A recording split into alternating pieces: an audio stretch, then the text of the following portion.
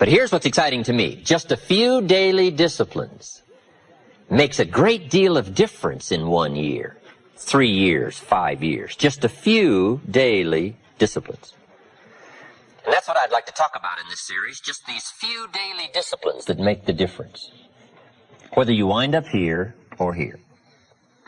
Good question.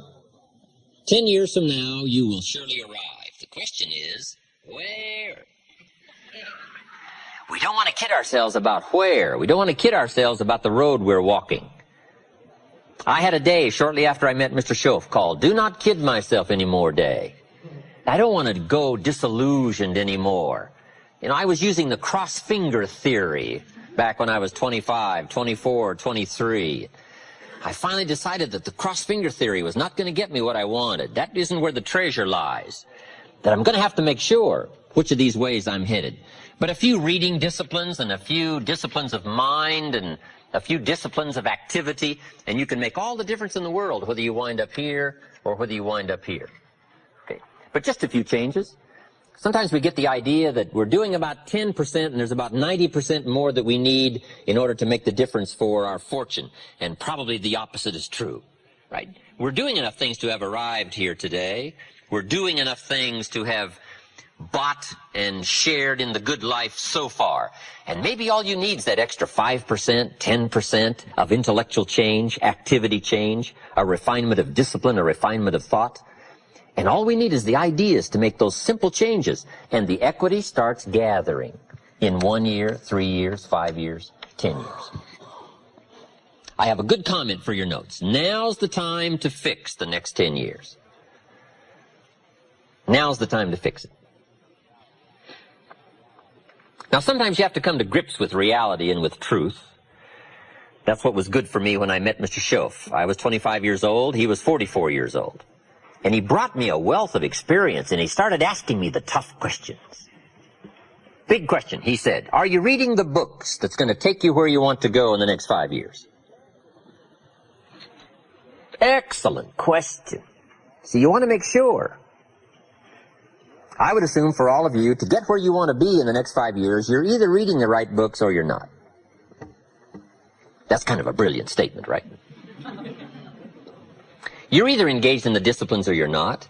But here's what we don't want to engage in. Disillusion, right? Hoping without acting. You know, wishing without doing. So the key is to take a look and say, where am I? What could I do to make the changes, to make sure that I can take more certain daily steps toward the treasure I want, the mental treasure, the personal treasure, the spiritual treasure, the financial treasure. I don't want to make any errors. Now's the time to adjust my daily program to take me where I want to go. So hopefully I'll have some ideas to share with you that might help make just a few adjustments. And in lecturing for especially the last 16, 18 years, I've got some letters and some personal testimonies of people that have done such remarkable things with just a few suggestions that it is worth taking the time. And that's what I'm here for, to do a little coaching. A good note for you to take. We could all use a little coaching. When you're playing the game, it's sometimes hard to see it all. And if you just take a breather, take a little time out. That's what we're doing here in this lecture series. Take a little time out. Listen to someone's experiences, which is what I want to share with you, my experiences, my ideas, and see if it might cause for you a little moment of correction so that you can make some changes that'll add up to some extra worth in the next 1 year, 3 years, 5 years. So, ideas, I hope you'll find here during this series. All kinds of ideas, health ideas, enterprise ideas, living a better life ideas, and primarily for this series, skills of leadership ideas. The next key word is inspiration. Hopefully you'll find some inspiration from this series. Inspiration is a mystery, why some people are inspired and some are not. Who knows what that mystery is? Emotional vitality. Some people have this incredible zest for life and an appetite for living well and doing well, and others seem to take the ho-hum attitude, let it slide, and hopefully it'll work out anyway. I don't know what the difference of that is. But it is exciting to watch people who are inspired. But I think the key to it all is self-motivation. Self-motivation. The guy says, boy, if somebody just come by and turn me on, hey, what if they don't show up? You've got to have a better plan for your life. Personal inspiration, drawing emotional vitality from life and the challenge. Going for it. We all admire that. Hopefully you'll find some of that as we study together. And here's what I hope you'll find also during this series. Guidelines for translating response into results. I just want to share with you some of my insights, some of my experiences. I belong to a group that does business around the world. We've discovered a lot of ways and means, and methods, and ideas. I just want to share that with you from my own experiences and hope that it will serve as guidelines. But I'd like for the guidelines to translate response into results. Now, just a personal word. I don't know where I've caught you in this particular lecture series. Maybe this is springtime for you. You've got a new opportunity going and no telling what you're going to make of it, and you're all excited. I congratulate you for that. Maybe some of you, we've caught you in harvest time. If we knew your story, we'd let you give this lecture. I'd be happy to sit down, let you translate to us your story and your experiences and your success. Maybe you're celebrating. And maybe this series of lectures I've come along has caught you celebrating. Maybe this is the summertime for you, when sometimes the going is tough, and the weeds are attacking your garden, and the bugs are after your values. Summertime is an interesting time. It's not that easy to last from spring till fall. Summer's a test, and especially when the creditors are calling. We have a tendency to walk out in the field and say, grow, crop, grow. They are on me. So I don't know, maybe we've caught you in a testing time. Maybe this is challenging time for you, the summertime. Maybe I've caught you in winter. And I'm sure we've all had some of those winter times, sort of desperate times, decision-making times. Maybe I've caught you in this series at the fork of the road, and some of the decisions you make in the immediate future are going to have everything to do with your next 5 years, 10 years. And I've been to a few of those called forks in the road. I mean, which way do you go?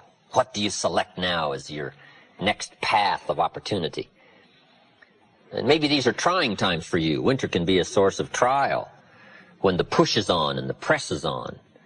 So I don't know where I've caught you, but whatever season I've caught you in, I want to bring you value. That's my intent. And to get the most from this series, let me give you just a quick list. Here's number one, be thankful.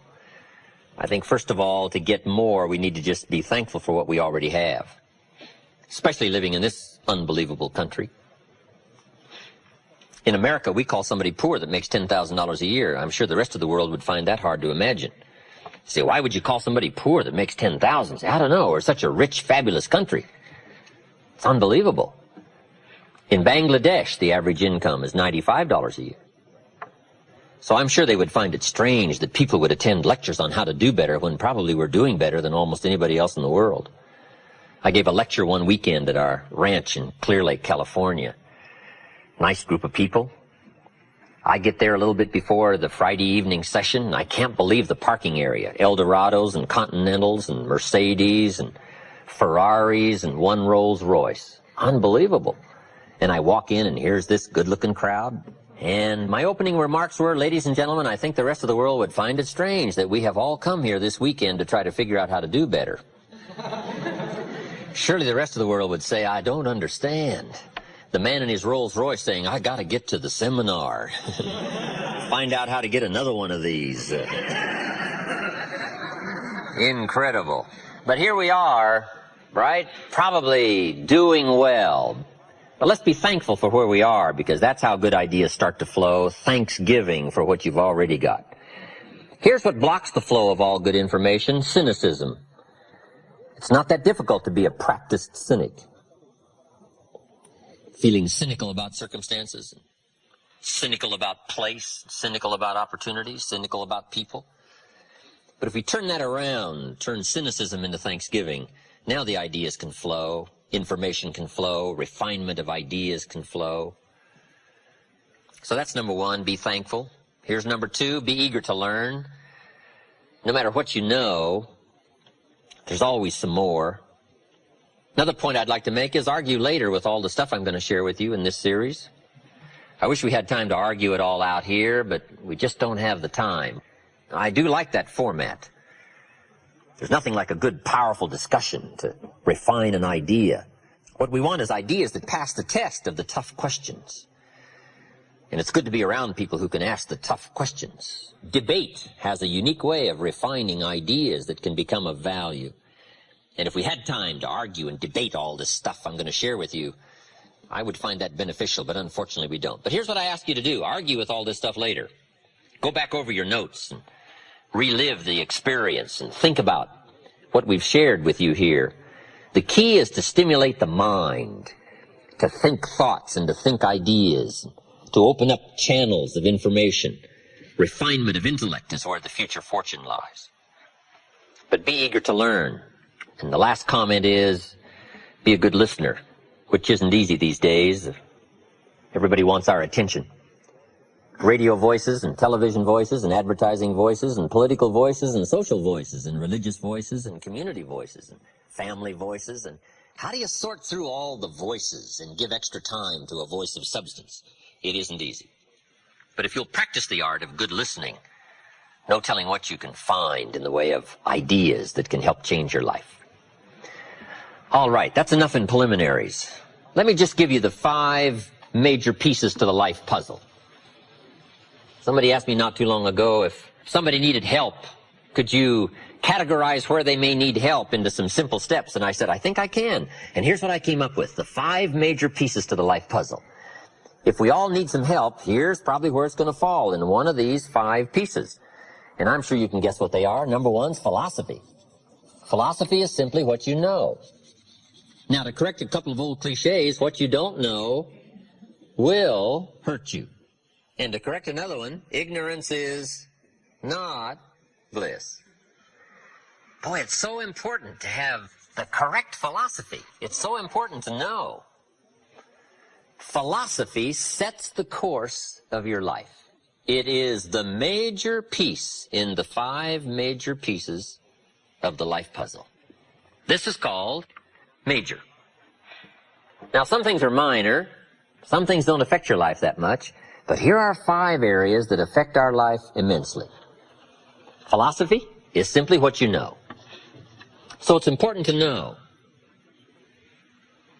I'm telling the kids these days, make sure you get the information while you're here. I'm talking to the Newport Harbor high school kids in some lectures last year and this year. And my encouragement is, make sure you get all the information while you're here. I know it's laborious. I know it isn't easy to read the books and take the classes and try to get good grades. But hey, while you're here, gather it all up. Right? Because there's nothing worse than being stupid, right? Being broke is bad, but being stupid is what's awful. And what's really bad is being broke and stupid, right? There's nothing much worse than that. Unless you're sick, broke, and stupid, right? We would call that the ultimate low. I don't know anything much worse than that. Well, maybe one more. Ugly, sick, broke, and stupid.